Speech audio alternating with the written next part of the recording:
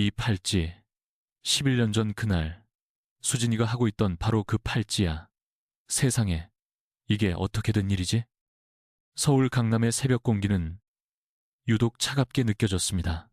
55의 김태우 회장이 검은 세단에서 내리며 차가운 공기를 깊이 들이마셨습니다.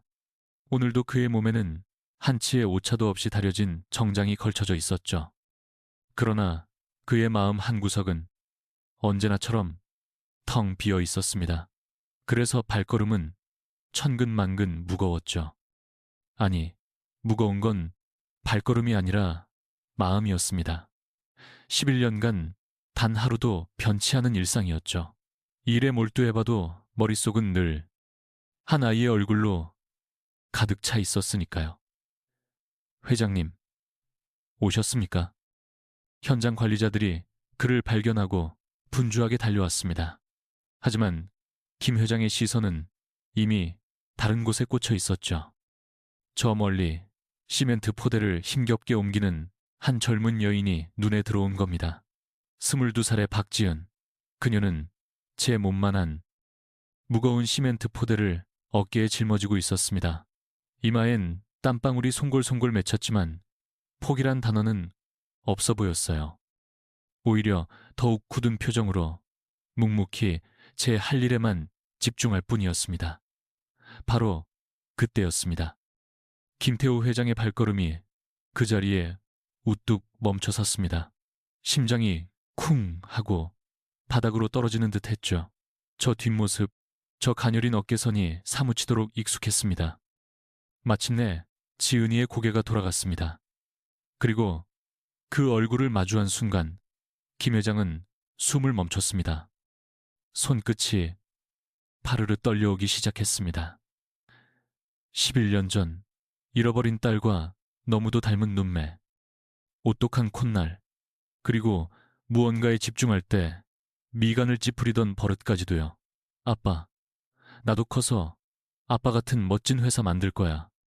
10살배기 수진이가 제 무릎에 앉아 제잘거리던 모습이 눈앞에 선명하게 그려졌습니다.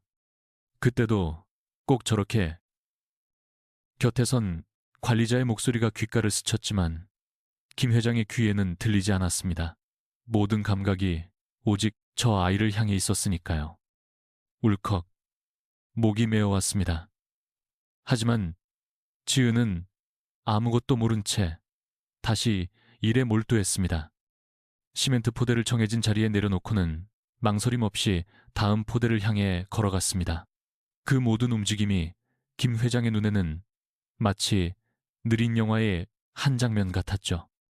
그의 두 발은 마치 자석에 이끌린 쇠붙이처럼 저절로 그녀를 향해 움직이고 있었습니다. 심장이 미친 듯이 뛰기 시작했습니다. 11년 만에 처음 느껴보는 격한 떨림이었습니다. 저기, 잠시만요. 평소와 달리 김 회장의 목소리는 미세하게 떨리고 있었습니다. 그 소리에 지은 이 고개를 돌렸죠. 드디어 두 사람의 시선이 허공에서 마주쳤습니다. 네? 무슨 일이세요? 지은의 목소리를 듣는 순간 김 회장은 온몸에 짜릿한 전율이 흘렀습니다. 목소리마저 잃어버린 딸과 꼭 닮아 있었기 때문이죠. 하지만 어딘가 미묘하게 달랐습니다. 세상 풍파에 다져진 듯 더 단단하고 성숙한 목소리였습니다. 아, 그저 혼자 힘든 일을 하시는 것 같아서.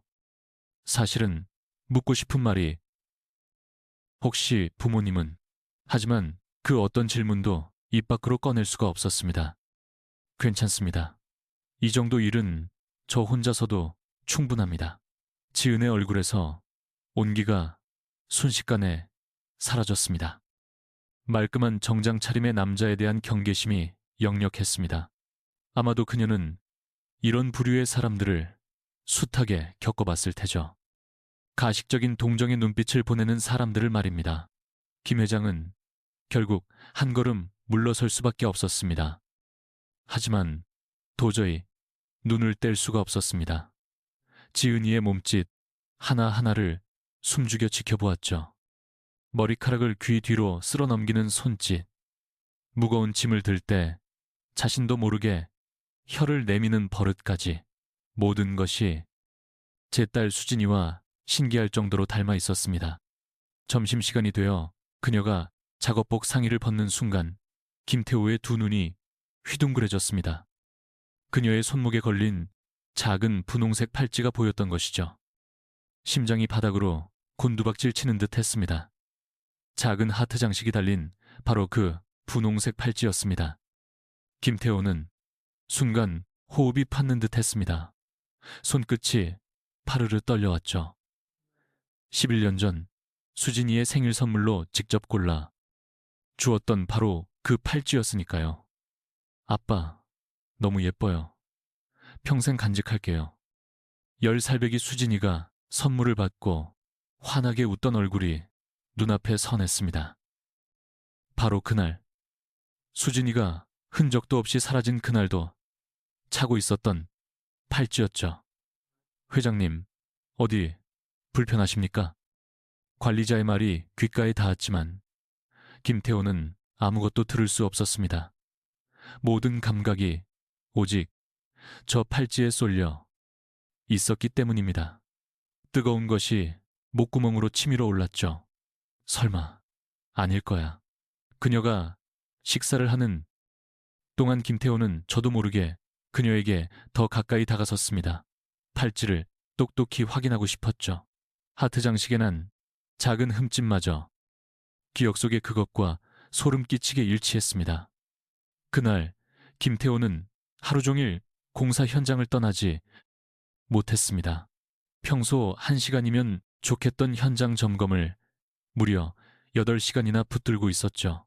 그녀의 작은 몸짓 하나라도 놓칠세라. 그리고 저 팔찌가 정말 딸의 것인지 어떻게든 확인하고 싶었기 때문입니다.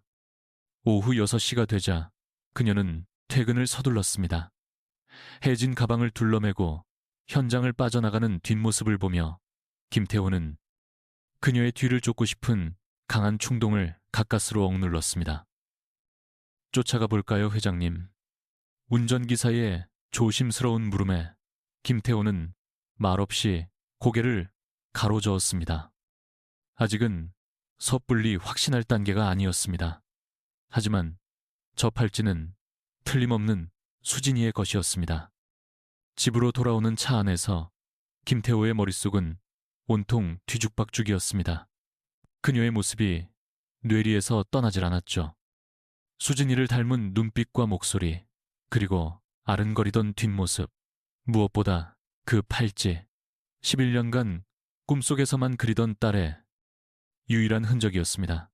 텅 빈 대저택에 홀로 돌아온 김태호, 수진이의 방은 11년 전 그 모습, 그대로 시간이 멈춰 있었습니다.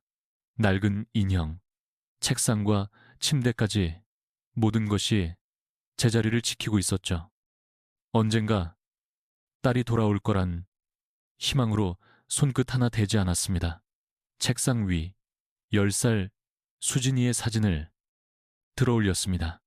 사진 속 수진이의 손목에도 그 팔찌가 선명했죠. 그리고 오늘 마주친 그녀의 얼굴을 겹쳐보았습니다.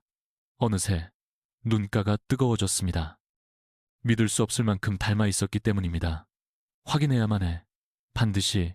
김태우는 굳게 다짐하듯 중얼거렸습니다. 하지만 팔찌 하나만으론 부족했습니다. 더 명확한 증거가 필요했죠. 지난 11년간 수많은 헛된 희망들이 그를 아프게 했으니까요. 하지만 이번만은 달랐습니다. 반드시 알아내야만 했습니다. 김태호는 그날 밤 한숨도 잠들지 못했습니다. 눈을 감아도 그녀의 손목에 있던 그 팔찌만 아른거렸으니까요. 조그마한 하트 장식과 분홍빛 끈까지 기억 속 그 물건과 완전히 똑같았죠.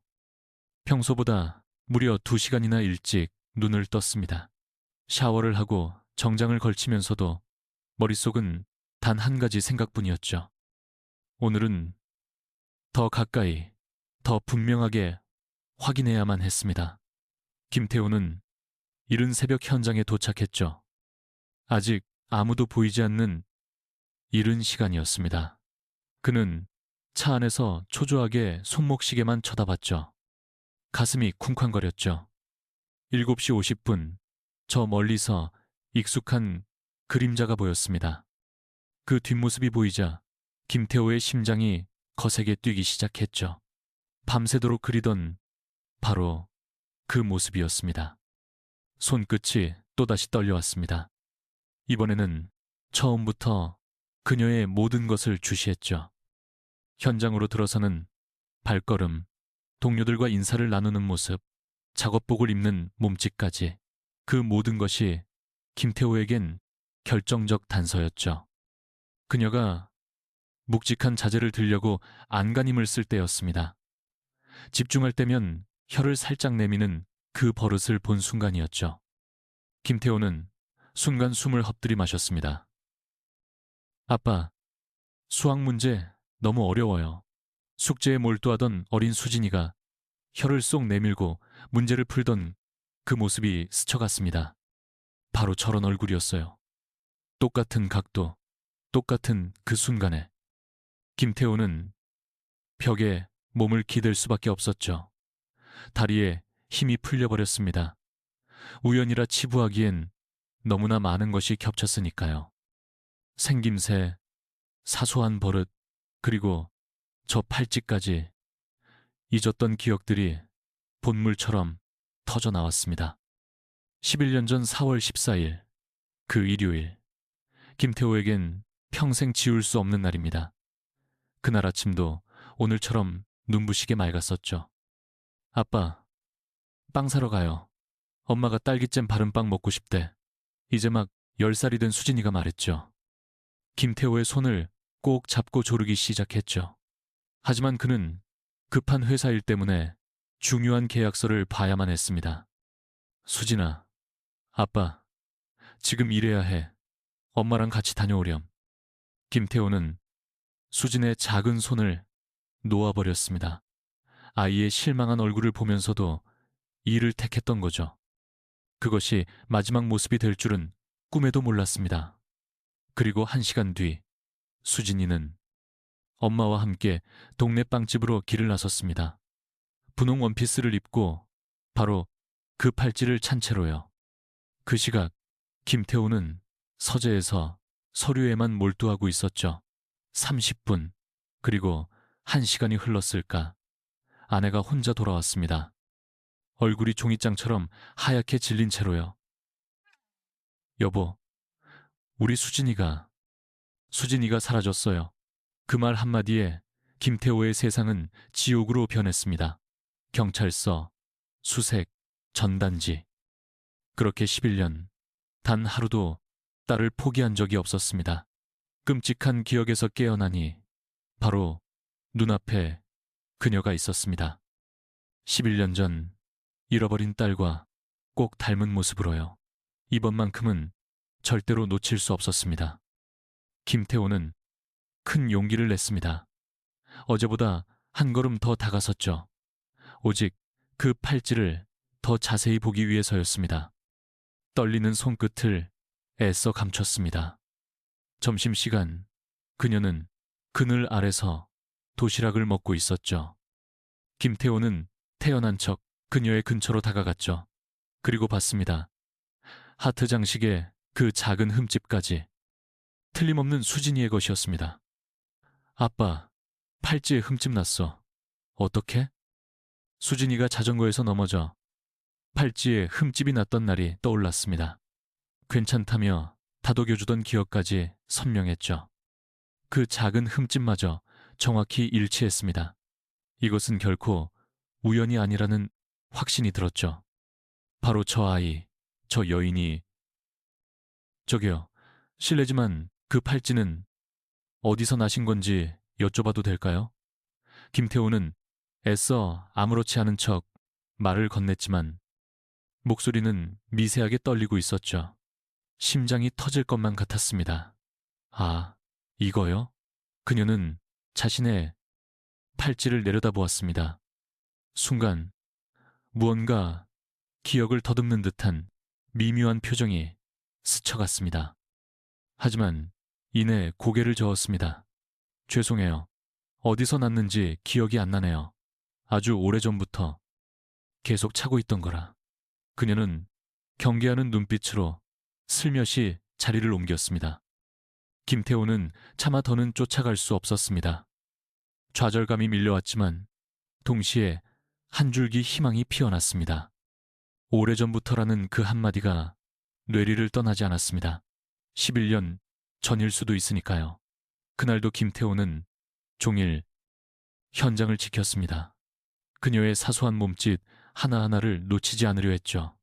식사 습관, 동료와의 대화, 그리고 웃음소리까지도요. 오후 3시경 그녀가 목이 마른지 물을 마셨습니다. 그리고 거기서 특이한 습관을 발견했죠. 물을 마실 때면 언제나 2모금 정도로 나누어 마시는 버릇이었습니다. 수진아, 왜 항상 그렇게 나눠 마시니? 아빠, 이러면 더 시원하게 느껴져요. 수진이도 늘 똑같이 2~3번에 걸쳐 물을 마시곤 했습니다. 김태우는 온몸에 소름이 돋았습니다. 오후 6시, 그녀가 퇴근을 준비할 때 그는 중대한 결심을 내렸습니다. 이제는 확인해야만 했습니다. 단순한 추측으로 끝낼 순 없었죠. 회장님, 내일 일정은 어찌할까요? 운전기사의 물음에 김태호는 단호한 목소리로 대답했습니다. 준비할 게 생겼네. 아주 중요한 일이야. 그날 밤 김태호는 수진의 방에 앉아 있었습니다. 11년 전 앨범을 펼쳐 오늘 본 그녀의 얼굴과 하나하나 대조해 보았습니다. 닮은 수준이 아니라 완전히 같은 사람이었습니다. 이젠 명확하게 해야 해. 김태호는 나직이 읊조렸습니다. 감정이 아닌 과학적인 확인이 필요했습니다. 11년이란 긴 그리움이 헛된 희망을 만들어냈을 수도 있으니까요. 그러나 그의 마음은 이미 알고 있었습니다.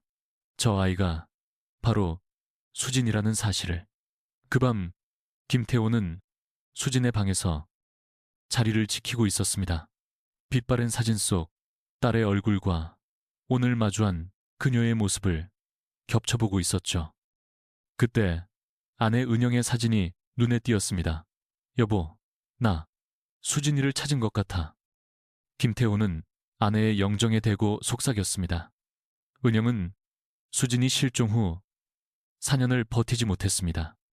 딸을 찾기 위해 밤낮 없이 거리를 헤맨 끝에 결국 심신이 모두 망가져버리고 말았죠.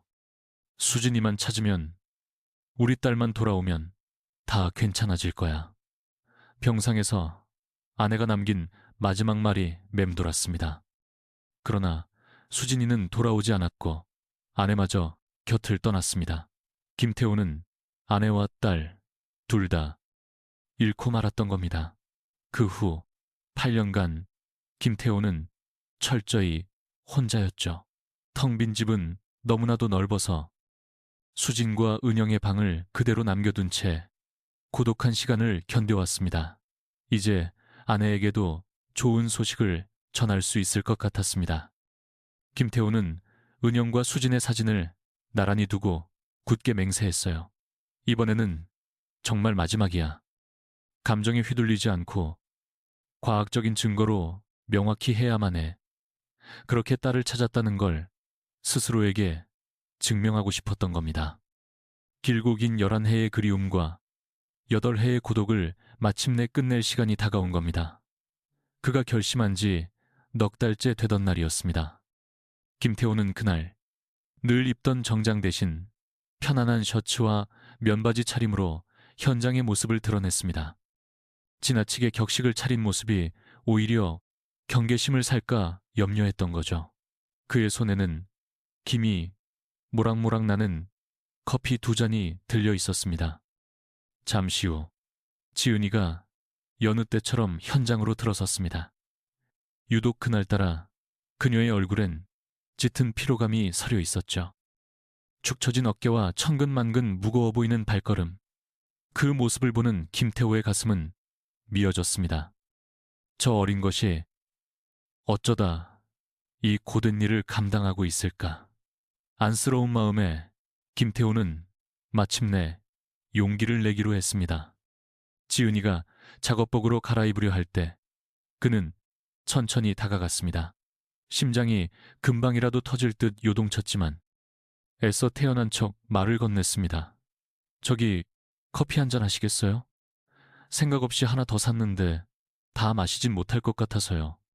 지은이가 고개를 들었습니다. 김태호와 시선이 마주친 찰나 그녀의 얼굴이 차갑게 굳어버렸습니다. 며칠 전부터 자신을 맴돌며 지켜보던 바로 그 남자였기 때문입니다. 아니요, 괜찮습니다. 전 커피는 안 마십니다. 목소리는 칼같이 단호했지만 김태호는 그 안에 숨겨진 미세한 떨림을 감지했습니다. 매몰차게 커피를 거절하면서도 지은이는 자꾸만 힐끗거리며 김태호를 훔쳐보고 있었습니다. 마치 익숙하면서도 떠오르지 않는 무언가를 더듬는 듯한 눈빛이었죠.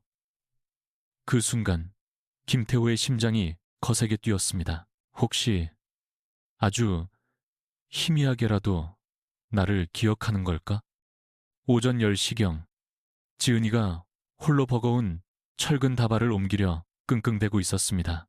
누가 봐도 여자 혼자 감당하기엔 무리인 작업이었습니다.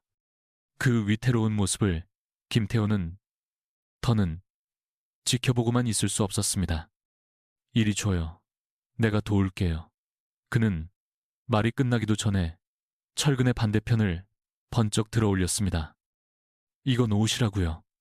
지은이의 목소리는 예상보다 훨씬 더 날이 서 있었습니다. 주변의 모든 시선이 그들에게로 쏠릴 정도였죠. 김태호는 순간 당황하여 잡고 있던 철근을 놓치고 말았습니다. 아, 미안합니다. 그저 도우려는 생각에 동정 따위 필요 없어요. 특히 당신처럼 번지르르한 옷 입은 사람들의 동정은요.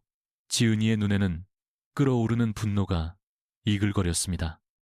하지만 김태호는 그 격한 분노 뒤에 가려진 깊은 상처를 보았습니다. 어린 시절 대체 어떤 상처를 받았기에 저토록 가시를 세우는 걸까? 어이, 거기 무슨 소란이야. 쉰 초반으로 보이는 현장 반장 장영수가 그들에게 다가왔습니다. 이 바닥에서만 20회를 구른 베테랑으로 유독 지은이를 친딸처럼 아끼는 사람이었습니다. 반장님, 아무것도 아니에요. 그냥 제가. 지은이가 얼버무리자 장 반장은 김태호를 향해 말했습니다. 회장님, 이 아이 좀 그냥 놔두시죠. 저 아이 좀 특별한 애입니다. 장영수가 김태호에게 나지막이 속삭였습니다. 그 한마디가 김태호의 호기심에 불을 지폈습니다. 특별하다니, 그게 무슨 말씀이십니까? 정말 악착같이 살아요. 남들 2배는 더 일하면서 버티는 애라고요. 점심시간이 되자 장영수는 김태호에게 좀 더 깊은 이야기를 들려주었습니다. 지은이가 오후에는 또 다른 일터로 향한다는 놀라운 사실이었습니다. 병원에서 청소 일을 합니다. 오전엔 여기서 땀 흘리고 오후엔 병원으로 달려가죠. 듣자 하니 주말에도 쉬지 않고 마트에서 일한다더군요. 김태호는 가슴이 꽉 막히는 듯 했습니다. 고작 22살, 꽃다운 나이에 어째서 저리도 고되게 일만 해야 하는 걸까? 바로 할머니 때문이었습니다. 자신을 키워주신 분인데 최근 들어 병세가 많이 악화되셨거든요. 그 치료비가 감당하기 벅찬 수준입니다. 장영수의 설명을 듣는 김태호의 심장은 더욱 무겁게 가라앉았습니다. 피 한 방울 섞이지 않은 할머니를 위해 저런 폐체, 무게를 짊어지고 있었던 겁니다. 친혈육은 아닌 셈이군요. 어릴 적에 할머니께서 거두어 키우셨다고 들었어요. 그런데 지은이는 그 할머니를 친어머니 이상으로 여기고 따릅니다. 따른다는 그 말이 김태호의 마음을 복잡하게 휘저었습니다. 만일 지은이가 정말 자신의 딸 수진이라면 무려 11년이라는 시간 동안 저런 고생을 하며 살아왔다는 뜻이었죠. 자신은 넓고 안락한 집에서 지내는 동안 핏줄인 딸은 이토록 험난한 삶을 견뎌왔던 것입니다. 오후 2시, 지은이가 퇴근을 서두르고 있었습니다. 김태호는 용기를 내어 마지막으로 한 번 더 말을 걸어보기로 했습니다. 저기, 혹시 차비라도 보태고 싶은데 괜찮을까요? 그러나 지은이의 대답은 한결같았습니다. 칼같이 단호했습니다. 하지만 이대로 물러설 수 없었던 김태호는 결국 그녀의 뒤를 조용히 밟기 시작했습니다. 지은이는 지하철에 몸을 실었고 그의 눈은 그녀가 강북구에 위치한 어느 종합병원으로 향하는 것을 똑똑히 터졌습니다. 무려 40분이나 소요되는 먼 거리였습니다.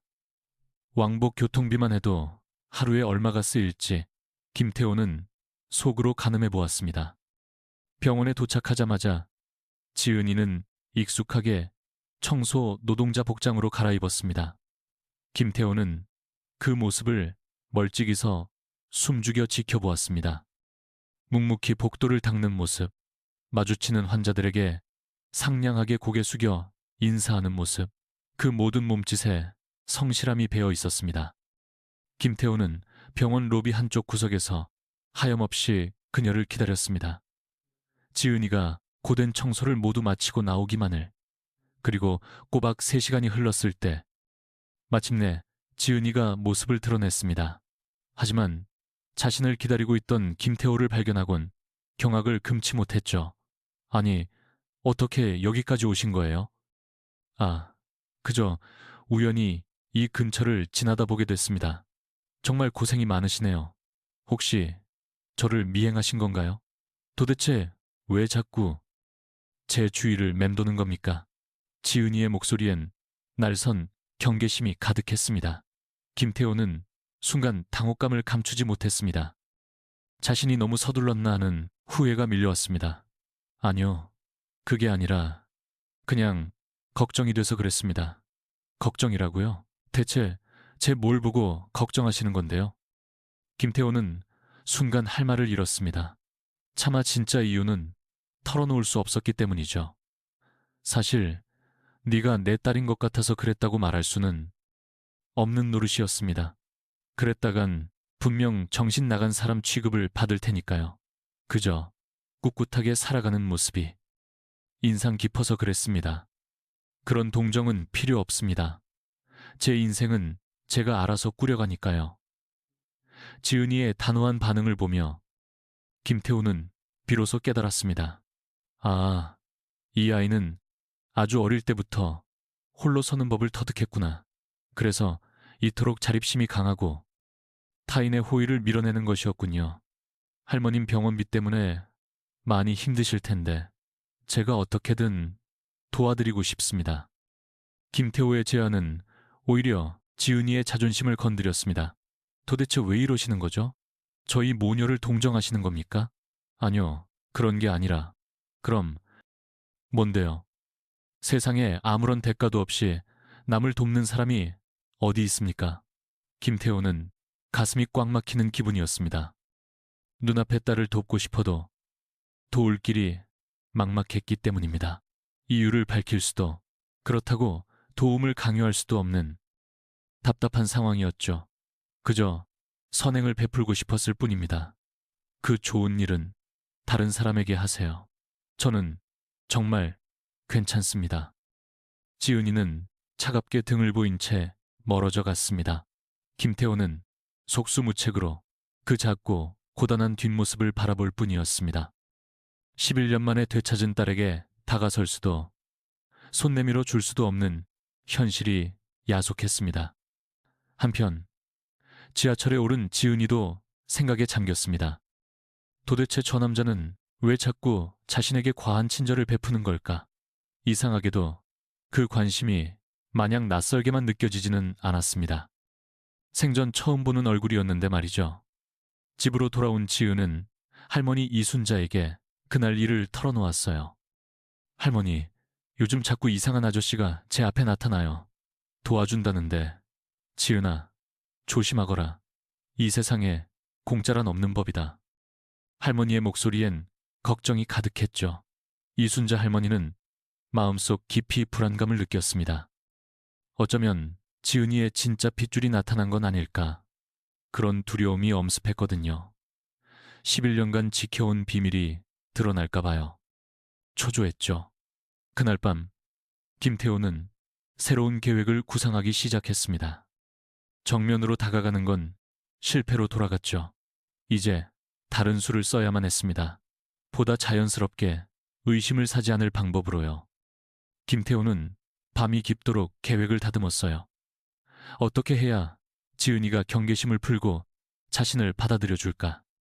어떻게 하면 거부감 없이 자연스레 도움의 손길을 내밀 수 있을까? 머릿속이 복잡했습니다. 그 시각 지은이는 기묘한 꿈을 꾸고 있었어요. 어릴 적 기억의 파편 같았지만 희미하기만 한 꿈이었죠. 오는 아주 넓은 집, 포근했던 아버지의 품. 허나 아침이 되면 늘 흔적도 없이 사라졌어요.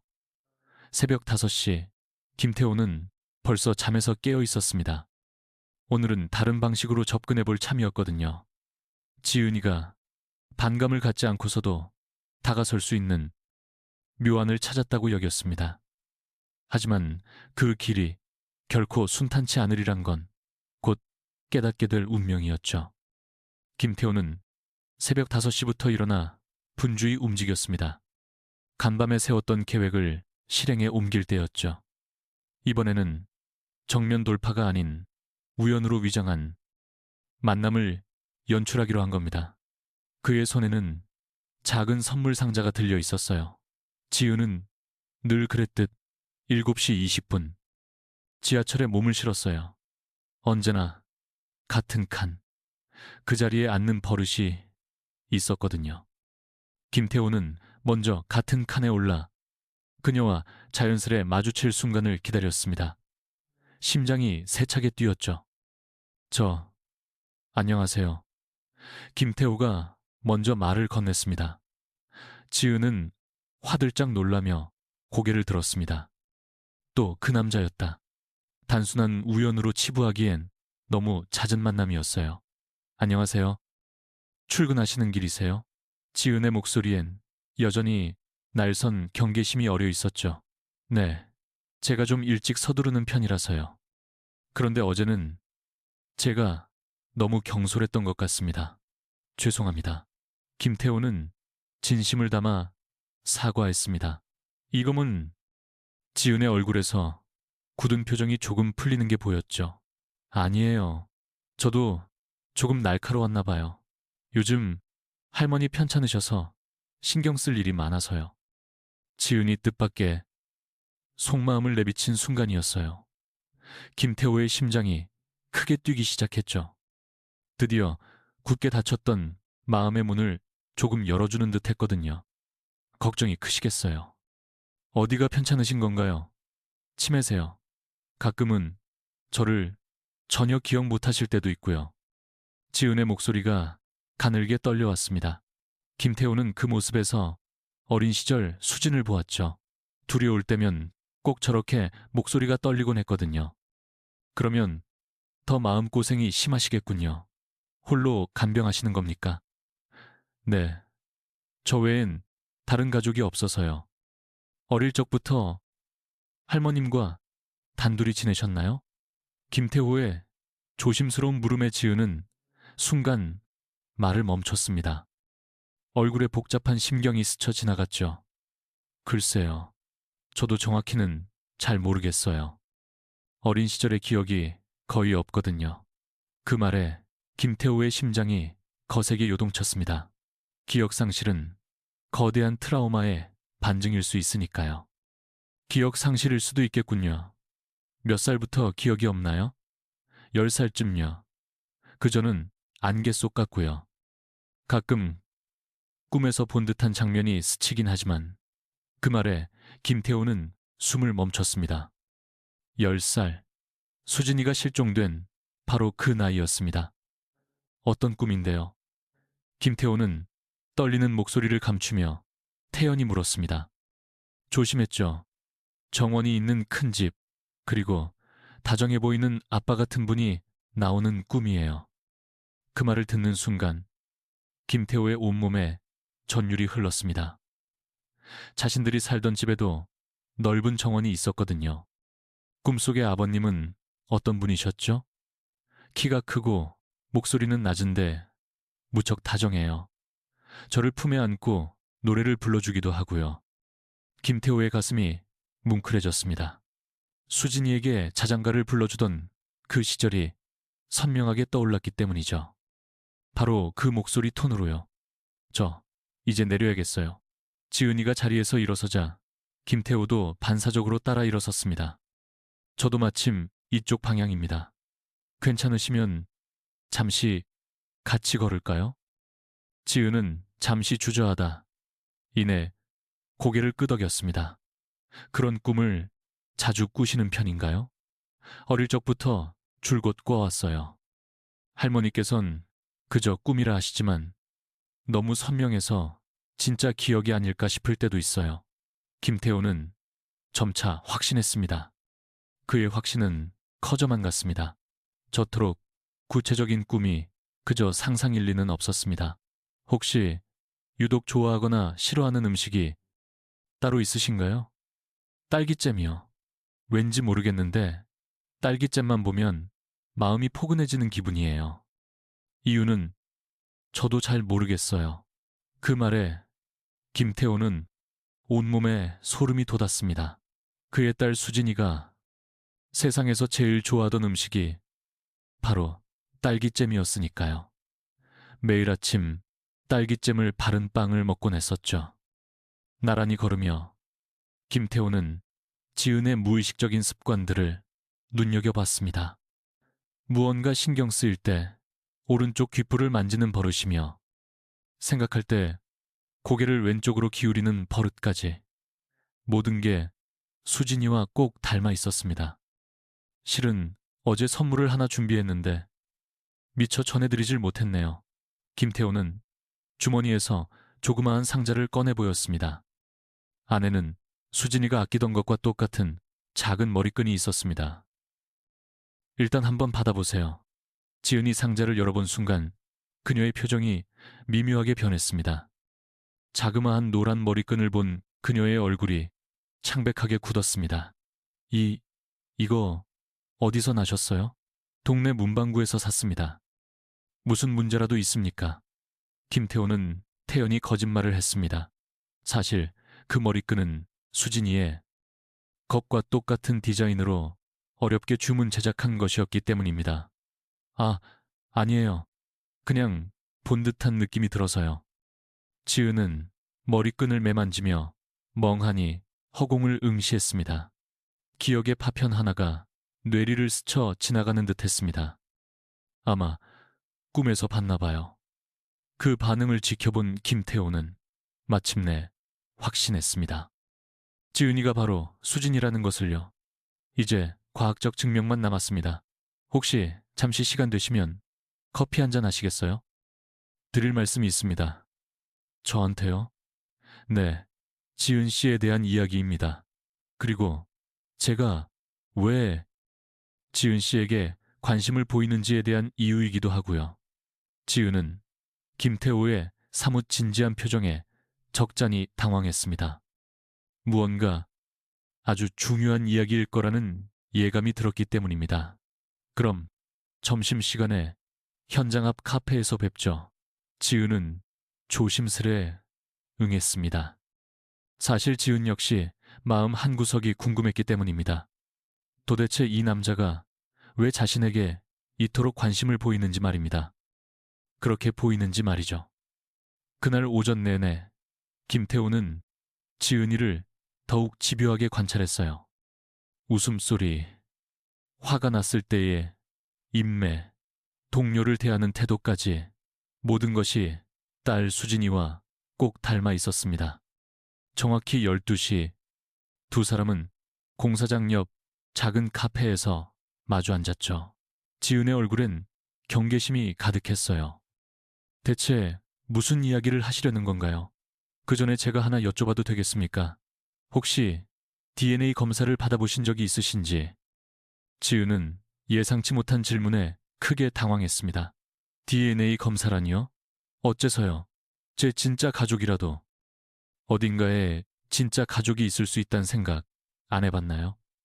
김태호의 말에 지은의 마음이 흔들렸습니다. 할머니 외에 다른 가족이 있을 거란 생각은 단 한 번도 해본 적 없어요. 그런 생각 안 해요. 하나, 저에게는 할머니가 세상의 전부이자 유일한 가족이에요. 허나 10살 이전의 기억은 없다고 하셨잖아요. 김태호는 지은이 받을 충격을 걱정하며 조심스럽게 말을 꺼냈습니다. 사실은 제가 11년 전에 제 딸을 잃었습니다. 딱 10살 때였죠. 그 고백에 지은은 순간 숨을 삼는 듯 했습니다. 지은의 머릿속이 순식간에 하얘졌습니다. 그래서 저를 제가 지은 씨의 딸일지도 모른다는 생각이 듭니다. 터무니없는 소리예요. 전 어릴 적부터 할머니와 함께 살았다고요. 지은은 믿을 수 없다는 듯 소리쳤습니다. 저희 할머니는 거짓말하실 분이 아니에요. 그게 거짓말이 아니라 할머니께서도 모르시는 진실일 수 있습니다. DNA 검사 한 번이면 모든 걸 알 수 있습니다. 만약 제 착각이었다면 깨끗이 사과하고 사라지겠습니다. 김태호가 애원하듯 말했습니다. 지은은 극심한 혼란에 빠졌습니다. 터무니없는 이야기라 생각하면서도 다른 한편으로는 이상하게도 이 남자가 전혀 낯설게 느껴지지가 않았습니다. 만약에, 정말 만약 그 말이 사실이라면 어쩌실 건가요? 어떤 것도 강요할 생각 없습니다. 그저 진실이 무엇인지 알고 싶을 뿐입니다. 지은 씨의 선택을 존중하겠습니다. 김태호의 진심 어린 눈빛에 지은의 마음이 요동쳤습니다. 생각할 시간을 조금만 주세요. 알겠습니다. 하지만 마냥 기다리기만은 어려울 것 같습니다. 김태호가 자리에서 일어서려 할 때 지은이 그를 붙잡았습니다. 내일 바로 답을 드릴게요. 그날 밤 지은은 태어나 처음 겪는 거대한 고민에 휩싸였습니다. 자신이 누구인가 하는 근원적인 물음이 시작된 것이죠. 그날 밤 지은은 뜬 눈으로 세웠습니다. 침대에 누워 뒤척여도 김태호의 목소리가 귓가에 맴돌았습니다. DNA 검사, 11년 전 실종된 딸, 당신이 내 딸일지도 터무니없는 이야기임에도 불구하고 자꾸만 마음이 기우는 겁니다. 새벽 5시, 지은은 조용히 할머니 방으로 향했습니다. 고요히 잠든 할머니의 얼굴 위로 만감이 교차했습니다.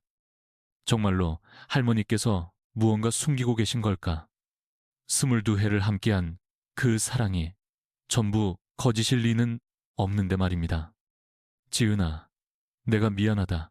할머니의 잠꼬대에 지은의 심장이 쿵 내려앉았습니다. 대체 무엇이 미안하시다는 걸까? 전에도 가끔 하시던 잠꼬대였지만 오늘따라 유독 가슴에 박혔습니다. 할머니, 제가 어렸을 때 저랑 어떻게 처음 만나셨어요? 아침 식사 자리, 지은이 어렵게 운을 떼자 할머니는 순간 흠칫하는 기색이었습니다. 보였습니다. 갑자기 그건 왜 묻니? 그냥요. 문득 궁금해져서요. 내 부모님이 사고로 세상을 떠나고 나서 내가 널 데려왔지.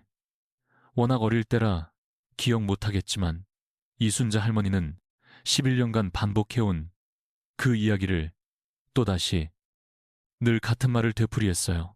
하지만 그날따라 할머니의 목소리는 유난히 떨리고 있었죠. 무언가 잘못됐다는 직감이 들었어요. 불안하게 흔들리는 할머니의 눈동자를 본 순간 지은이는 난생 처음으로 할머니의 말씀을 의심하기 시작했어요. 과연 모든 것이 진실일까? 약속 장소에 도착하자마자 김태호가 그녀를 기다리고 있었죠. 평소와 달리 잔뜩 굳어있는 얼굴이었어요. 결정은 하셨습니까? 네, 하겠어요. 유전자 검사요. 지은이의 그 한마디에 김태호의 표정이 순식간에 환해졌습니다. 지금 바로 가도 괜찮을까요? 김태호는 이미 모든 준비를 마친 상태였어요. 검사를 진행할 병원 예약은 물론 빠른 결과를 위한 특별 서비스까지 모두 신청해둔 후였죠. 이렇게나 빨리요? 기다리는 시간이 더 고통스러울 것 같아서요. 검사 자체는 간단했습니다. 면봉으로 구강 상피세포를 채취하는 것으로 모든 절차는 끝났습니다. 하지만 지은이의 심정은 결코 간단하지 않았죠. 이 작은 면봉 하나가 자신의 삶을 송두리째 뒤바꿀 수도 있었으니까요. 결과가 나오기까지는 꼬박 사흘이 걸렸습니다. 그 사흘은 지은이와 김태호 모두에게 피말리는 시간이었어요. 지은이는 할머니의 모든 것을 예의주시했고 김태호는 1시간마다 병원에 전화를 걸어댔죠. 마침내 병원으로부터 연락이 왔습니다. 검사 결과 나왔습니다. 99.9% 친자 관계가 성립합니다. 그 말을 듣는 순간 김태호는 하마터면 수화기를 놓칠 뻔했습니다. 11년, 그 기나긴 세월 만에 드디어 딸을 찾은 것이었습니다. 김태호는 곧장 지은이에게 전화를 걸었죠. 결과가 나왔습니다. 우리 만나서 얘기하죠.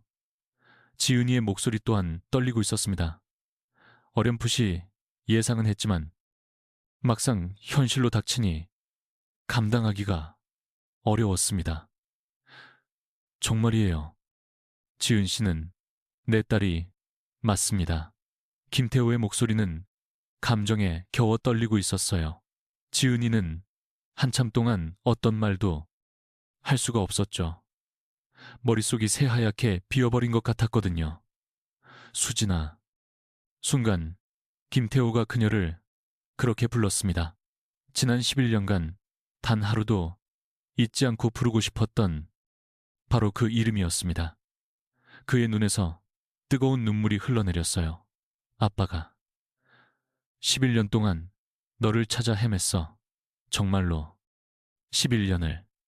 아빠라는 말에 지은이는 혼란스러웠습니다. 수진이라는 이름 역시 너무나도 생소했으니까요. 하지만 어째서인지 마음 한구석이 뭉클해지는 것을 느꼈습니다. 수진아, 아빠란다. 내가 내 진짜 아빠야. 김태호가 조심스럽게 지은이의 손을 잡으려 했습니다. 하지만 지은이는 저도 모르게 손을 뒤로 뺐어요. 아직은 모든 것이 너무나 갑작스러웠기 때문이었죠. 죄송해요. 아직은. 아니야. 괜찮다. 아빠가 너무 서둘렀구나. 김태호는 애써 이해한다는 듯 웃어 보였지만 눈물은 멈추지 않았습니다. 그냥 11년 만에 널 찾았다는 게 너무 기뻐서 주체를 못하겠구나. 지은이의 마음은 복잡하기만 했습니다. 이 남자가 정말 내 아빠라니 도무지 실감이 나지 않았어요. 그러면서도 이상하게 마음이 놓이는 기분이 드는 것도 사실이었죠. 저는 아직 어떻게 불러야 할지 잘 모르겠어요. 천천히 해도 괜찮아. 아무것도 재촉하지 않을게. 수진아, 네가 없었던 지난 시간 동안 아빠는, 김태호는 11년간 겪었던 고통을 쏟아내기 시작했습니다. 잠 못 이루던 수많은 밤들과 전국 방방곡곡을 헤매던 날들에 대해서요. 정말 미안하다. 아빠가 널 지켜주지 못해서.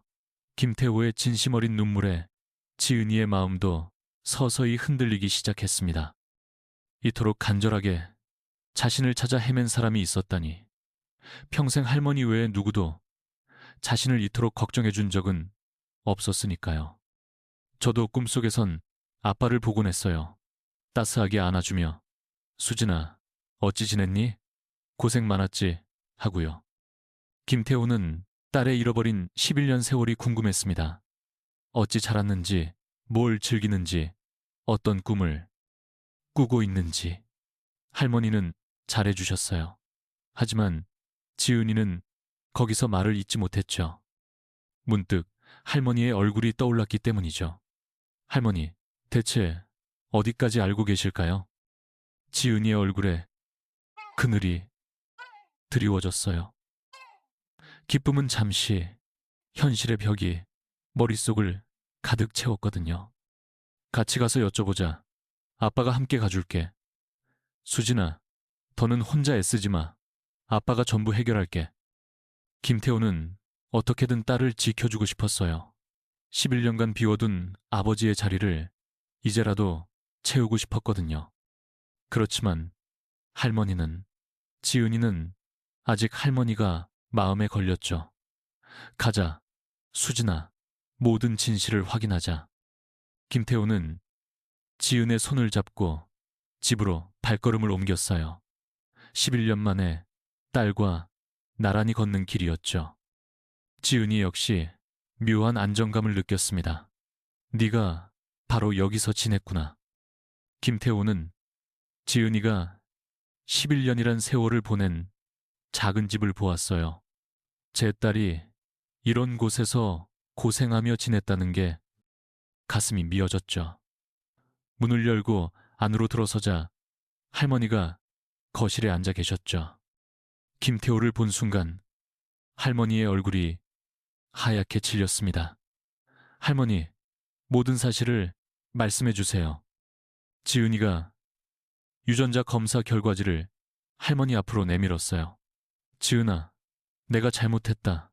정말 미안하다. 이순자 할머니는 끝내 무너져 내렸습니다. 11년간 지켜왔던 비밀이 밝혀지는 순간이었거든요. 이분이 정말로 네 친아빠였구나. 할머니는 떨리는 음성으로 11년 전 그날의 일을 꺼내기 시작했어요. 길에서 울던 지은이를 발견한 일과 경찰에 알렸으나 가족이 나타나지 않은 일을 처음엔 어떻게든 널 찾아주려 했단다. 허나 세월이 흐를수록 결국 절 속이신 거잖아요, 할머니. 분노하는 지은의 어깨를 김태호가 가만히 감쌌습니다. 수진아, 일단 진정하렴. 할머님께도 피치 못할 사정이 있었을 게다. 김태호는 딸을 다독이며 할머니를 섣불리 탓하지 않았어요. 그날 밤을 기점으로 셋의 관계는 돌이킬 수 없이 변했어요. 지은이는 아빠를 찾은 기쁨과 함께, 옛아빠를 기쁨과 함께 할머니를 향한 배신감에 혼란스러워했고, 김태호는 딸을 찾은 안도감과 앞으로의 염려 속에서 만감이 교차하는 감정을 느꼈습니다. 어쩌면 이제부터가 진짜 시작이었죠. 다음 날 이른 아침, 김태호는 지은의 집 앞에 다시 섰습니다. 밤샘 고뇌 끝에 내린 결단이었죠. 모든 진실을 온전히 밝혀야만 했어요. 할머니와 지은이, 그리고 자신 모두를 위해서요. 아, 어쩐 일로 또 오셨어요? 지은이의 두 눈은 퉁퉁 부어올라 있었어요. 밤새 울었다는 증거였죠. 김태호는 가슴이 저며왔습니다. 딸이 이토록 고통스러워하는 걸 보는 건 정말 견디기 힘들었거든요. 수진아, 어제는 모든 게 너무 갑작스러웠지? 우리 차분하게 다시 얘기해보자. 이순자 할머니도 거실로 나오셨어요. 밤새 우셨는지 얼굴이 몹시 부어 있었죠. 김태호를 보자 미안한 기색을 내비치셨습니다. 할머님, 원망하지 않습니다. 오히려 감사해요. 수진이를 이토록 잘 보살펴 주신 할머님. 혹시 언제, 어디서 아이를 처음 만나셨는지요? 김태호는 애써 침착함을 유지했다. 감정에 휩쓸렸다간 진실을 놓칠 것만 같았기 때문이다. 11년 전 4월 16일이었지. 화요일 아침이었어. 할머니의 기억은 어제 일처럼 선명했다. 그날 새벽같이 장에 가려고 집을 나섰는데 버스 정류장 한편에서 이 아이가 서럽게 울고 있더군요. 이순자 할머니가 11년 전 그날의 기억을 더듬었다. 아이의 행색은 어땠습니까? 옷은 흙투성이었고 신발 한 짝은 보이지 않았어요. 그리고 애타게 아빠, 엄마를 부르짖으며 울고 있었지요. 할머니의 기억 속 그날로 돌아가 보면 그날 아침은 유독 기묘했어요. 아이들이 등교할 시간인데 10살은 좋게 되어 보이는 여자아이가 홀로 길에서 울고 있었으니까 처음엔 그저 엄마를 잃어버렸나 싶어 주위를 살폈지만 어른은 콧배기도 보이지 않았죠. 그때 아이의 상태는요. 다친 곳은 없었고요. 김태호의 물음에 할머니는 순간 말문이 막혔다. 그날 아이의 처참했던 모습을 차마 입에 담기 어려웠던 것이다. 몸에 상처는 없었지만 정신적으로 엄청난 충격을 받은 듯 했어요. 말도 횡설수설하고. 그날이 조금 생각나요. 갑작스런 지은의 말에 김태호와 할머니는 동시에 숨을 멈추고 아이를 쳐다보았다. 어떤 기억 말이니 무서운 아저씨들, 그리고 어둡고 축축한 곳, 거기서 도망쳤던 것. 김태호는 등골이 서늘해지는 것을 느꼈다. 딸이 끔찍한 일을 당했다가 탈출한 것이었다. 그래서 기억을 모두 잃었던 거구나. 수진아, 어떻게 빠져나온 거야? 그건 잘 모르겠어요. 그냥 틈이 보여서 정신없이 뛰었던 것 같아요. 그 후로는 그냥 하염없이 걸었어요. 그래서 전 곧장 아이를 데리고 파출소로 향했어요. 이런 애를 길에 혼자 둘 수는 도저히 없었으니까요. 이순자 할머니는 말을 이어갔다. 경찰들이 이것저것 물었지만 이 아이는 제 이름 말고는 아무것도 떠올리지 못했어요. 그때 뭐라고 하던가요? 지은이라고 했어요. 계속 지은, 지은 하고 중얼거리더군요. 그제야 김태호는 모든 것을 깨달았다. 수진이가 수진이라고 했는데 할머니가 지은으로 잘못 들으셨던 게로군요. 아, 수진을 지은으로 들으셨던 거군요. 경찰서에서는 어떤 조치를 취하셨습니까? 일단 실종 아동으로 신고 접수를 했어요. 그리고 동네 신문에도 광고를 냈지요. 아이 사진과 함께요. 할머니는 당시 할 수 있는 모든 것을 했다고 힘주어 말했다. 제가 아이를 찾던 곳은 강남, 서초, 송파 일대였습니다. 저희 집 근처를 샅샅이 뒤졌거든요. 김태호가 애타는 심정으로 말했다. 하지만 할머니가 신고한 곳은 너무나도 먼 강북구였다. 저희는 여기 강북구 미아동 파출소에 신고했어요. 거리가 너무 멀어 소식이 닿지 않았나 봅니다. 그땐 지금처럼 인터넷이 활발하던 시절이 아니었으니까요. 정보가 지역별로 맴돌았죠. 김태호의 가슴은 미어졌다. 불과 몇십 킬로미터 차이로 11년을 엇갈려 지냈던 겁니다. 꼬박 한 달을 기다렸어요. 하루도 빼놓지 않고 경찰서에 전화하며 혹시라도 가족이 나타났는지 물었죠. 이순자 할머니의 목소리는 가늘게 떨리고 있었다. 그러나 그 누구도 아이를 찾지 않았죠.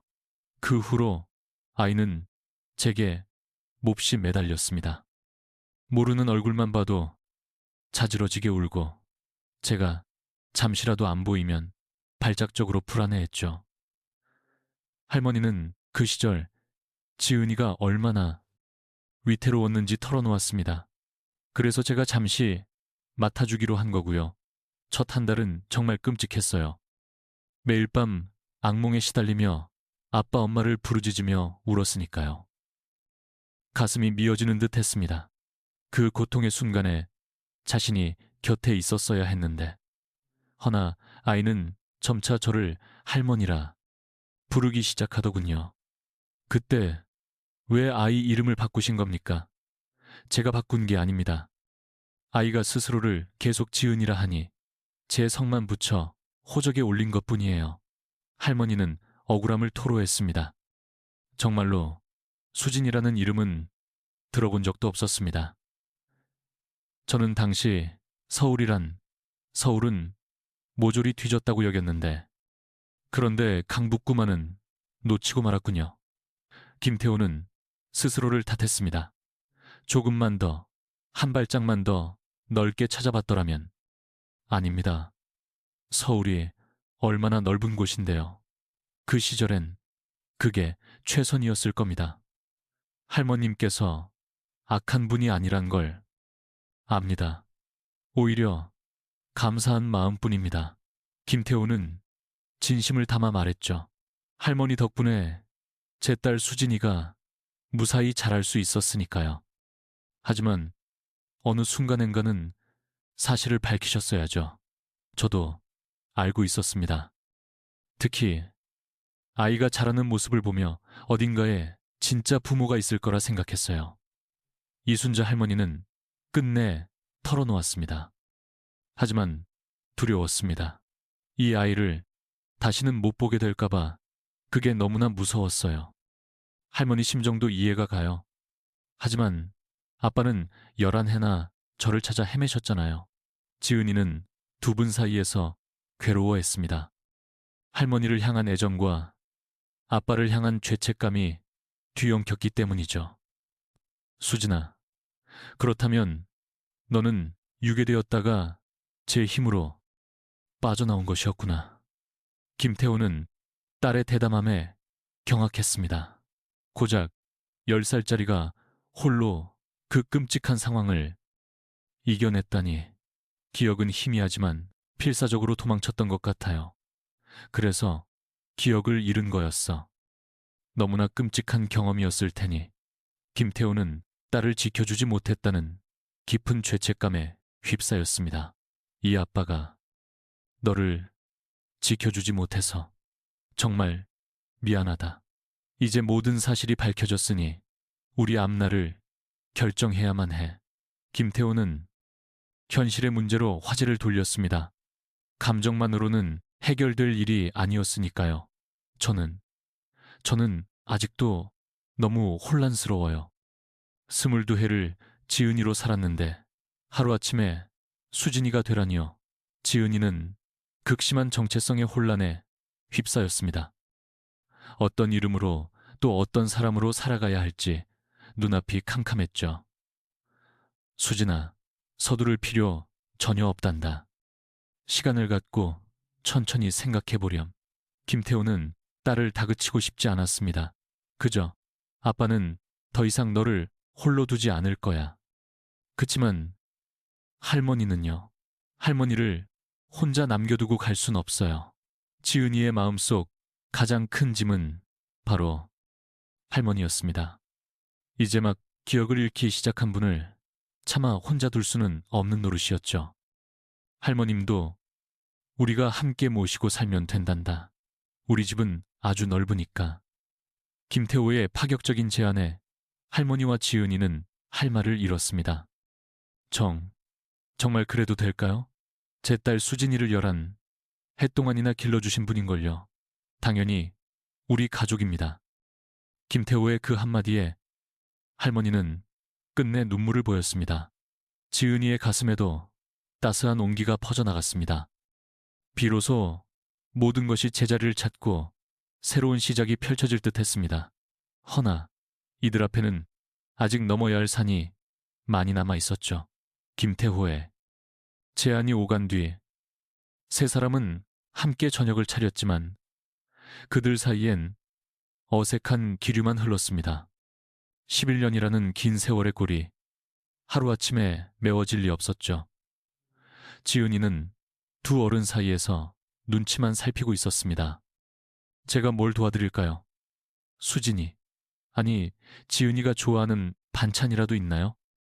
이순자 할머니는 딸의 친부 앞에서 어찌해야 할지 모르겠다는 얼굴로 김태호에게 조심스레 물었습니다. 수진이라고 편하게 부르세요. 이제 그게 아이의 진짜 이름이니까요.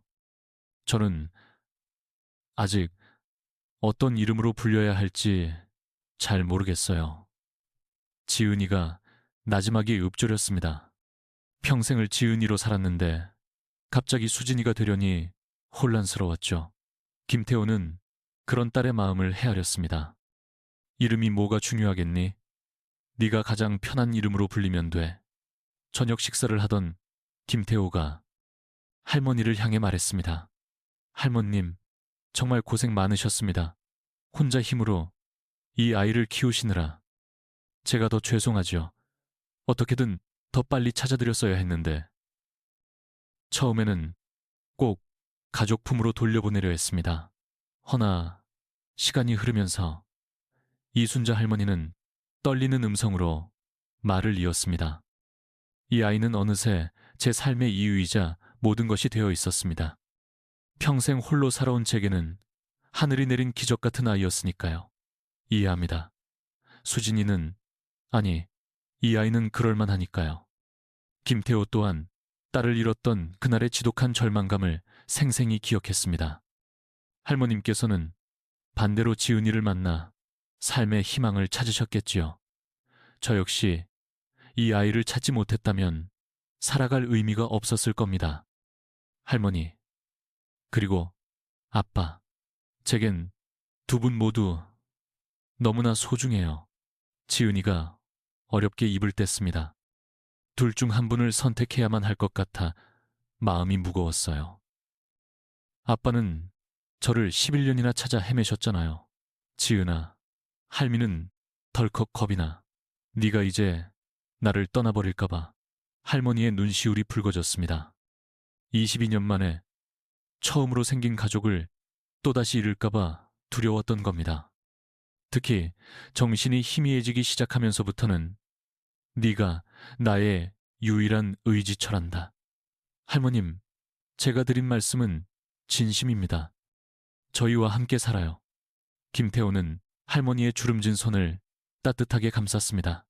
할머님께서 지난 11년 동안 제 딸아이를 지켜주셨으니 이제는 제가 할머님을 모실 차례입니다. 정말 제가 그래도 되는 건가요? 저는 피 한 방울 안 섞인 남이지 않습니까? 남이 아닙니다. 수진이의 할머니는 제게도 어머니나 다름없습니다. 김태호의 진심 어린 말에 할머니는 끝내 참았던 눈물을 터뜨렸습니다. 이런 온정을 받게 될 줄은 꿈에도 상상하지 못했거든요. 진짜요? 그럼 저 할머니랑 아빠랑 다 같이 사는 거예요? 지은이의 얼굴이 햇살처럼 환하게 피어났습니다. 누구도 포기하지 않아도 된다는 안도감에 가슴이 벅차올랐죠. 그럼 저한테는 가족이 둘이 생기는 거네요. 수진아, 사실 아빠도 할머니처럼 늘 혼자였단다. 네가 곁에 없던 11년 동안 아빠는 너무나 외로웠어. 김태호는 담담히 자신의 지난 세월을 꺼내놓았습니다. 매일 밤 텅 빈 내 방을 보며 울었어. 너 하나 지켜내지 못했다는 죄책감 때문에. 그런 말씀 마세요. 아이가 이렇게 훌륭하게 자랐는데요. 우리 지은이가 얼마나 속 깊은지 아십니까? 이순자 할머니가 김태호를 다독였습니다. 매일 제 약부터 챙기고 병원에 모시고 가는 아이예요. 이런 딸을 두셨으니 정말 훌륭한 아버지십니다. 이 아이 고등학교 시절부터 손수 아르바이트를 했어요. 제가 애써 말렸지만 할머니는 지은이의 지난 세월을 김태호에게 털어놓았어요. 공부도 곧잘 했어요. 대학 가고 싶어 했는데 제 병수발 때문에 꿈을 접고 일을 시작했죠. 아빠만 있었어도 저런 고생은 안 했을 텐데. 김태호는 자책했고 지은이가 그런 글을 막아섰어요. 아니에요. 오히려 그 시간들이 저를 더 단단하게 만들었어요. 후회는 없어요. 전 늘 이 아이에게 말했죠. 어떤 순간에도 바르게 살고 남을 도우며 살라고요. 할머니는 지은이를 키워온 방식을 설명했습니다. 그래서 이토록 고운 아이로 자란 거군요. 다 할머님 덕입니다. 제가 키웠다면 절대 이렇게 못 컸을 겁니다. 김태호는 마음 깊이 감사했습니다.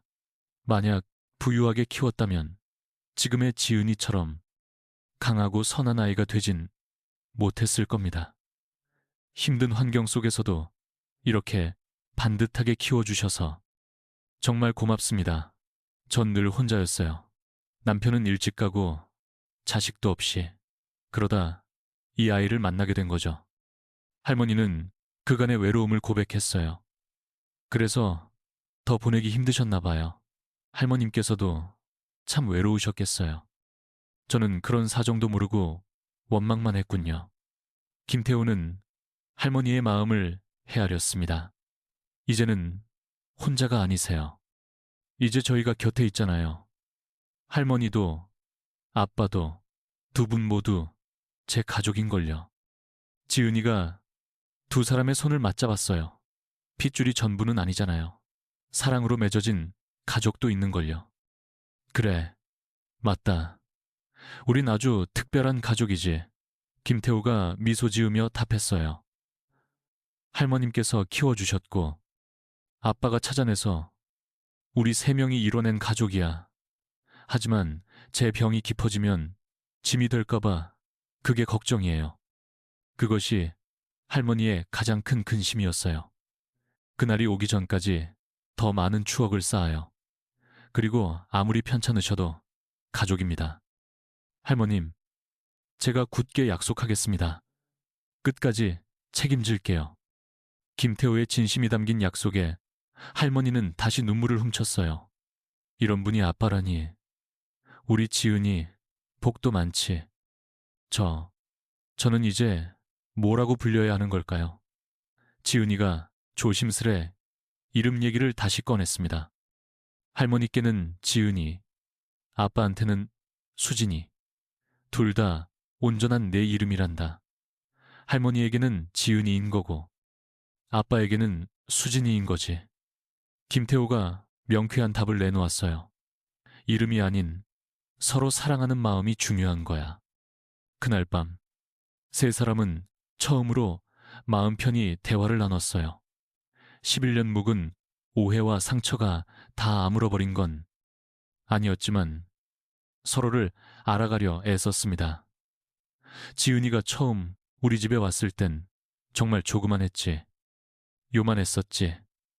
할머니는 지은이의 어릴 적 추억들을 하나씩 풀어놓았습니다. 김태호는 놓쳐버린 시간을 이렇게라도 알게 되어 감사했어요. 우리 이제 어떻게 살죠? 지은이가 물어봤어요. 모든 것이 달라졌기에 앞으로의 계획도 새로 짜야만 했습니다. 천천히 생각해보자.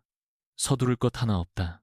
할머니는 김태호에게 차를 내어주고 김태호는 할머니 약을 챙겨드리고 사소한 보살핌이 오가기 시작했어요. 진정한 가족이 되어가는 첫걸음이었죠. 내일부터 우리 진짜 가족처럼 살아봐요. 김태호의 말에 할머니와 지은이는 고개를 끄덕였습니다. 11년의 오해와 고통을 등 뒤로 하고 세 사람은 새로운 형태의 가족을 만들기로 다짐했어요. 쉽지는 않겠지만 서로 사랑만 있다면 모든 게 괜찮을 거라 믿었습니다. 그리고 일주일 뒤 드디어 김태호의 집으로 향하는 날이 밝았죠. 할머니와 지은이의 짐을 트럭에 싣는데 그 양이 너무나도 초라했습니다. 22해를 살아온 세월의 흔적이 고작 이것뿐이라니. 김태호는 가슴 한쪽이 저려왔습니다. 지은아, 정말 괜찮겠니? 이토록 넓은 집에서 이순자 할머니는 김태호의 거대한 저택을 보며 잔뜩 주눅이 들었죠. 평생을 작은 집에서만 살아오셨는데 갑작스레 이런 곳에 살게 된다는 것이 큰 부담으로 다가왔기 때문입니다. 할머니, 집이 넓다고 사람의 마음까지 변하는 건 아니잖아요. 하지만 첫날 밤부터 예상치 못한 문제가 터지고 말았습니다. 할머니께서 낯선 환경에 적응하지 못하시고 밤중에 길을 잃으신 겁니다. 화장실을 찾으려다 엉뚱한 방에 들어가 울고 계셨던 거죠. 여기가 어디냐? 내 집은 어디에 있는 게야? 할머니는 극심한 혼란에 빠져 계셨습니다. 할머니, 어디 계세요, 할머니?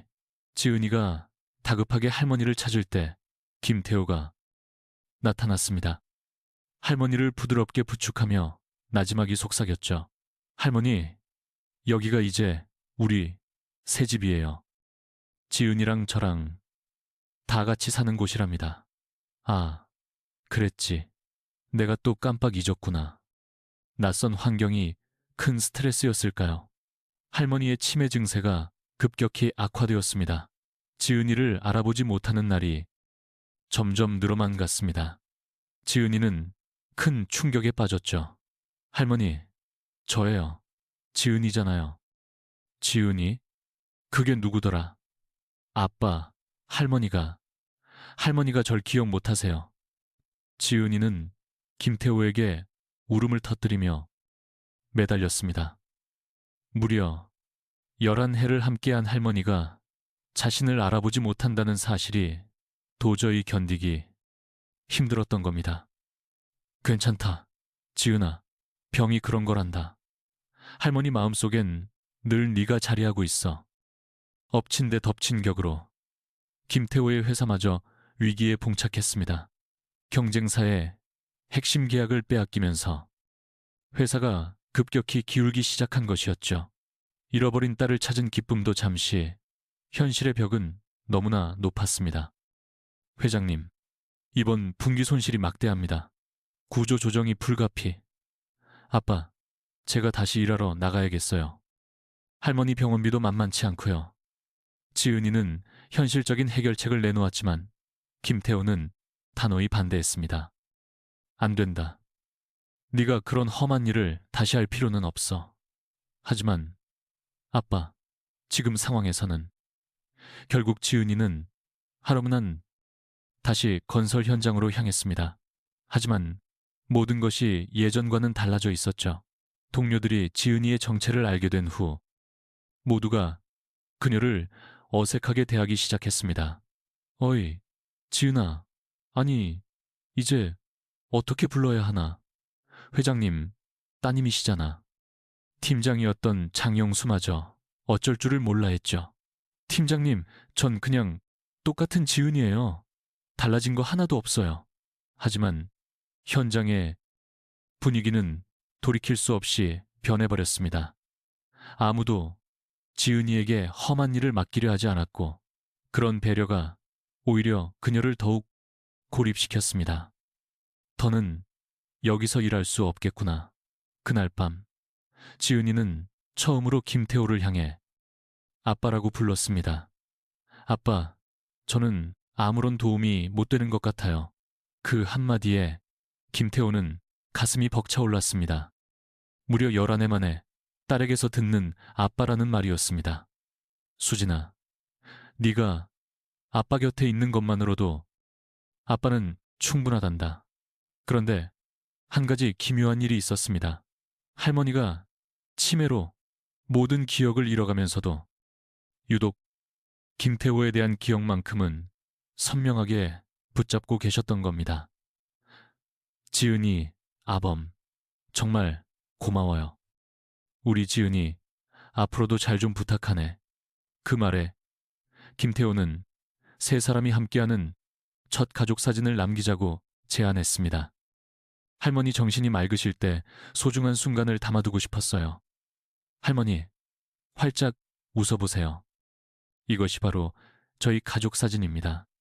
사진 작가님이 셔터를 누르던 그 찰나 우리 셋은 진심에서 우러나온 미소를 짓고 있었죠.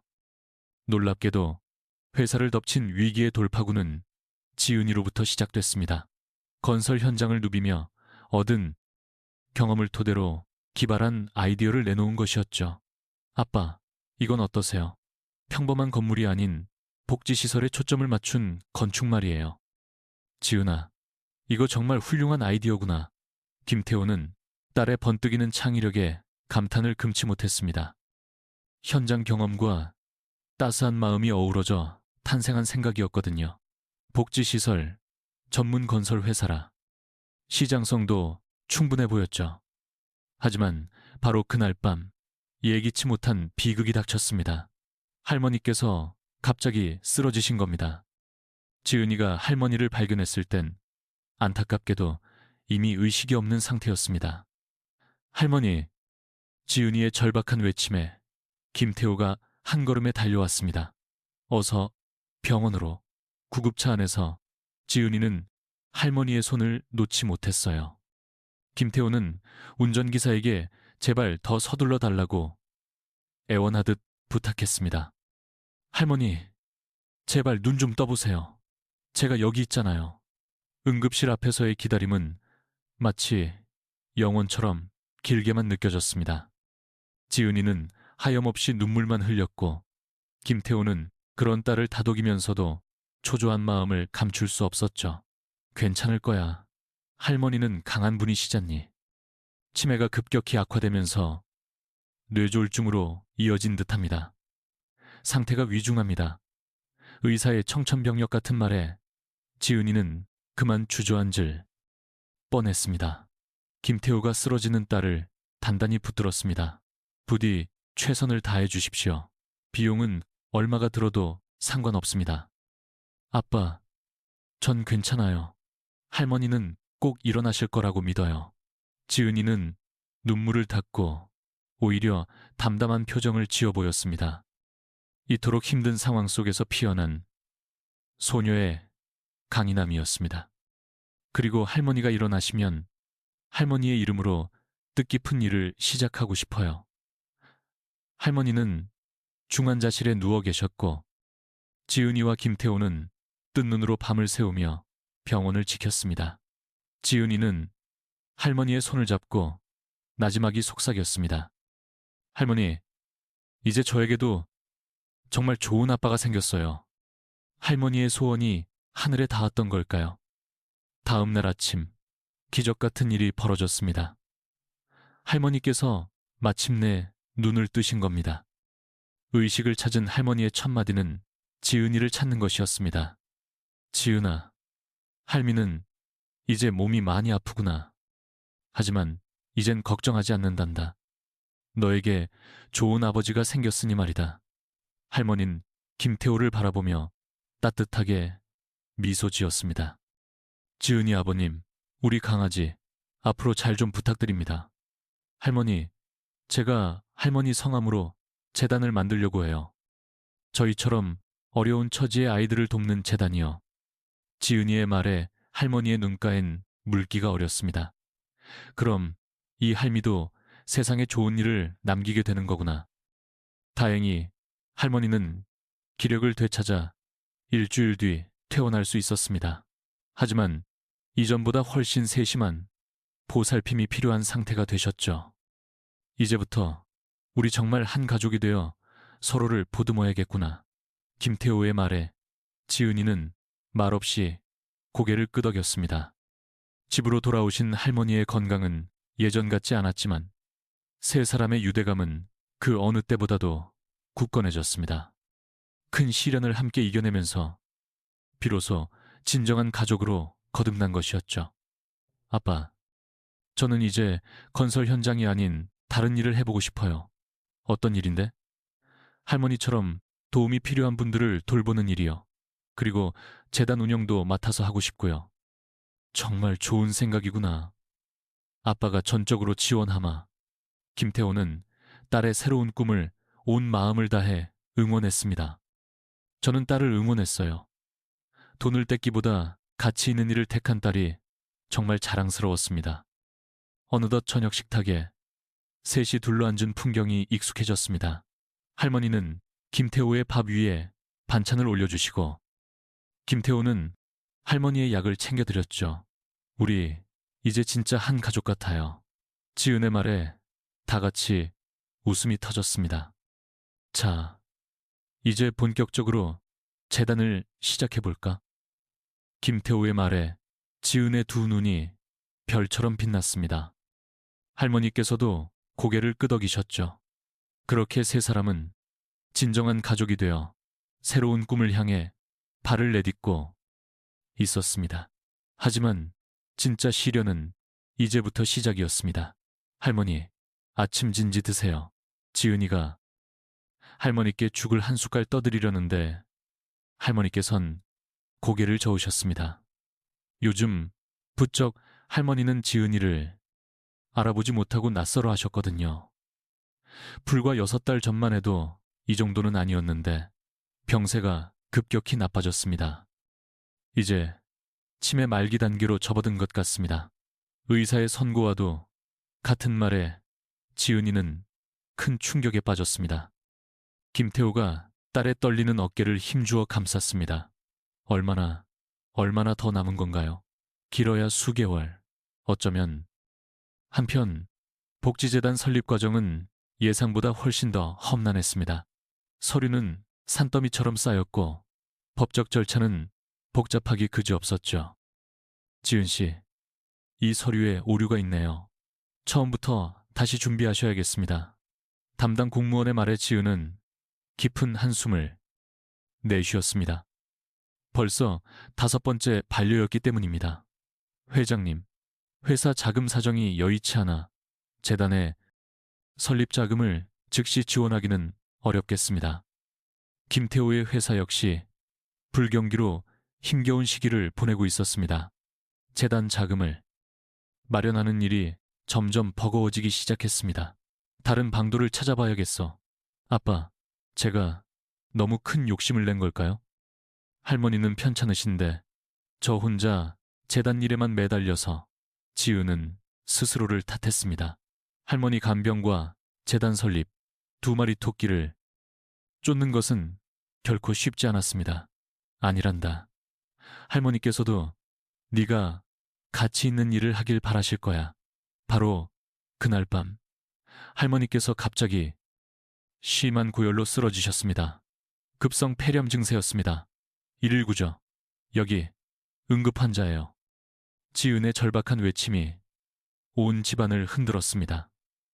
폐렴이 위중한 상태입니다. 연세도 있으시고 치매 때문에 면역력이 바닥이라. 의사는 어렵게 입을 열었습니다. 마음의 준비를 하셔야 할지도 모르겠습니다. 그 말에 지은은 바닥에 그대로 무너져 내렸습니다. 할머니, 저예요. 지은이 왔어요. 중환자실에서 지은은 밤낮을 가리지 않고 할머니 곁을 지켰습니다. 김태호 역시 교대로 병원을 지켰습니다. 할머니, 제발 일어나세요. 우리 재단 이름도 지어야죠. 일주일 뒤 할머니께서 기적처럼 눈을 뜨셨습니다. 하지만 기력은 눈에 띄게 쇠약해져 계셨습니다. 지은아, 여긴 어디냐? 할머니, 병원이에요. 많이 편찮으셨어요. 놀랍게도 할머니는 이번만큼은 지은을 똑똑히 알아보셨습니다. 지은아, 할미, 말 잘 듣거라. 할머니께서 지은의 손을 힘주어 잡으셨습니다. 목소리는 가냘팠지만 그 어느 때보다 선명했습니다. 할미는 이제 갈 때가 다 됐어. 그래도 네가 있어 행복했다. 그 재단 말이다. 이순자 사랑재단이라고 이름 지어주면 안 되겠니? 할머니의 유언과도 같은 말에 지은은 눈물을 쏟았습니다. 할머니요. 할머니 성함으로요. 그래, 이 할미도 세상에 가치 있는 무언가를 남기고 싶구나. 지은이, 아비, 우리. 지은이, 앞으로 잘 좀 부탁하네. 할머니께서는 김태호에게 마지막 당부를 남기셨습니다. 지은이가 착하긴 해도 아직은 어려서요. 아빠가 곁에서 잘 지켜줘야 합니다. 걱정 마십시오, 할머니. 제 목숨보다 더 귀하게 지키겠습니다. 지은아, 이 세상엔 너의 손길이 필요한 아이들이 아주 많단다. 할머니는 조용히 입을 여셨어요. 이 할미가 너를 키웠듯 이제는 네가 다른 아이들을 보살펴 주렴. 네, 할머니. 반드시 그리하겠습니다. 할머니께선 집에서 마지막을 맞이하고 싶어 하셨고 의사 역시 그 뜻을 존중해 주었습니다. 집이 가장 편안하구나. 우리 지은이와 아범이 곁에 있으니 말이야. 바로 그때 기쁜 소식이 전해졌습니다. 재단 설립이 마침내 허가된 것이었습니다. 할머니, 재단 승인 났어요. 이순자 사랑재단으로요. 할머니는 희미한 미소를 지으셨습니다. 정말 다행이야. 내 이름이 좋은 일에 쓰인다니. 지은아, 그리고 아범아, 고마웠다.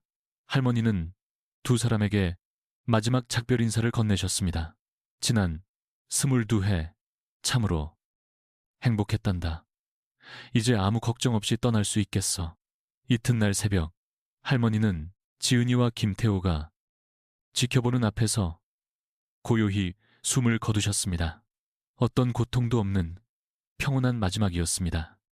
할머니, 지은이는 오열했지만 할머니의 얼굴은 더없이 평온했습니다. 장례식장에는 생각보다 많은 조문객들이 찾아왔습니다. 옛 동네 이웃과 병원, 간병인들, 지은이가 일했던 공사장의 동료들까지 모두 와주었습니다. 정말 좋은 분이셨어요. 지은이를 이렇게 훌륭히 키우셨잖아요. 할머니는 제게 가족이란 무엇인지 가르쳐 주셨습니다. 지은이는 떨리는 음성으로 추도사를 낭독했습니다. 피가 섞이지 않았어도 진심을 다해 사랑한다면 진짜 가족이 될 수 있다는 것을요. 할머님, 제가 약속드렸습니다.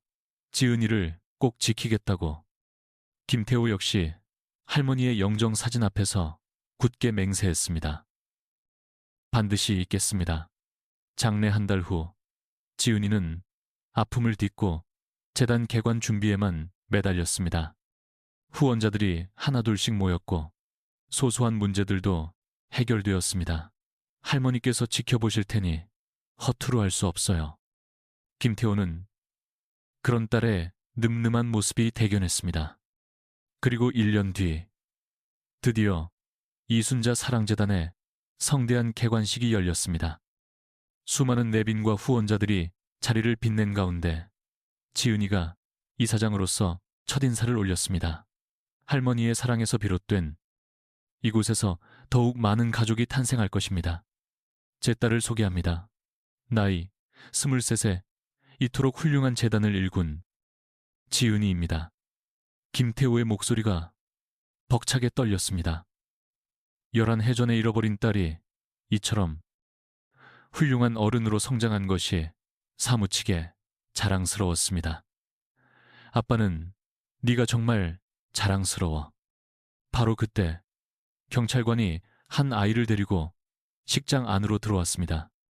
대략 10살 남짓되어 보이는 여자아이로 길에서 발견되었다고 했습니다. 모든 기억을 잃은 상태로 말입니다. 11해 전에 나갔네. 지은이가 그 아이를 보며 작게 읊조렸어요. 우리가 이 아이의 가족을 함께 찾아주자. 김태호의 말에 지은이가 조용히 고개를 끄덕였습니다.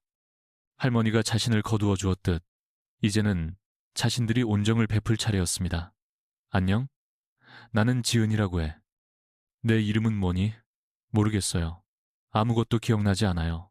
지은이가 아이의 손을 꼭 잡았습니다. 꼭 11해 전 그날처럼.